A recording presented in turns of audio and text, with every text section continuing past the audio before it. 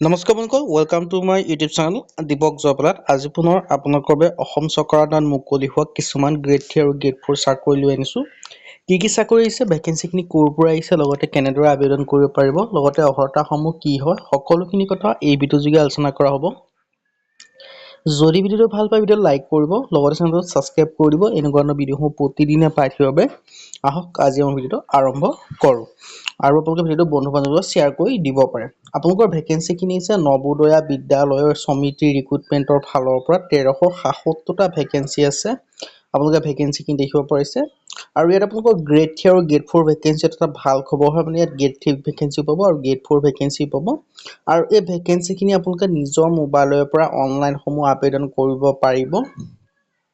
প্ৰথম যিটো ভেকেঞ্চি আছে গ্ৰেড 3 পৰা আলোচনা কৰা হ'ব। ফিমেলৰ কাৰণে ষ্টাফ নাৰ্ছৰ ভেকেঞ্চি বহুতে কমেণ্ট কৰি থাকে যে ষ্টাফ নাৰ্ছৰ ভেকেঞ্চি কেতিয়া আহিব।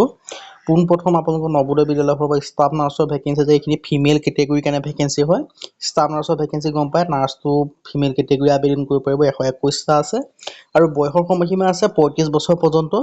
লগতে আপোনালোকে এজ ৰিলেক্সেশ্যনসমূহ পাব, কিমান বছৰকৈ পাব সেই কথা আমি পিছত জনাই দিম। সকলোখিনি ভেকেঞ্চিৰ ক্ষেত্ৰত এজ ৰিলেক্সেশ্যনটো ছেমেই হ'ব, সেইকাৰণে একেলগে জনাই দিয়া হ'ব।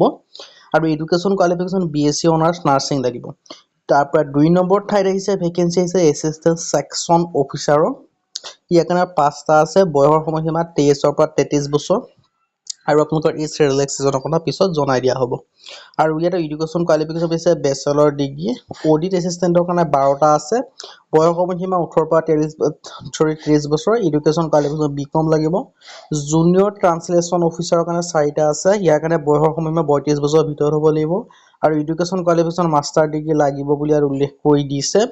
লিগেল এছিষ্টেণ্টৰ কাৰণে এটা আছে, বয়সৰ সময়সীমা 23ৰ পৰা 35 বছৰ। এডুকেশ্যন কোৱালিফিকেশ্যন ডিগ্ৰী ইন লত লাগিব। ষ্টেন'গ্ৰাফাৰ কাৰণে 23টা আছে, বয়সৰ সময়সীমা 18ৰ পৰা 27 বছৰ। আৰু এডুকেশ্যন কোৱালিফিকেশ্যন হৈছে মাত্ৰ 12 পাছ।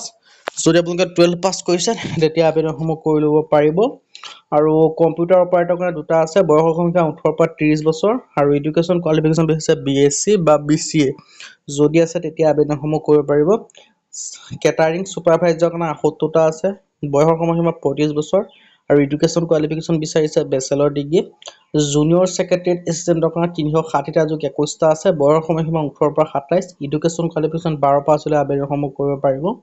ইলেক্ট্ৰিচিয়ান কাম প্লাম্বাৰ কাৰণে 128টা, বয়সৰ সময়সীমা 18ৰ পৰা 40। আৰু এডুকেশ্যন কোৱালিফিকেশ্যন 10 পাছ কৰিলে আবেদনসমূহ কৰি ল'ব পাৰিব। লেব এটেণ্ডেণ্টৰ কাৰণে 161টা, এজ লিমিট আছে 18ৰ পৰা 30 বছৰ। মাছ হেল্পাৰৰ কাৰণে 442টা, বয়সৰ সময়সীমা 18ৰ পৰা 30। এডুকেশ্যন কোৱালিফিকেশ্যন বিচাৰিছে মাত্ৰ 10 পাছ হ'লে আবেদন কৰিব পাৰিব।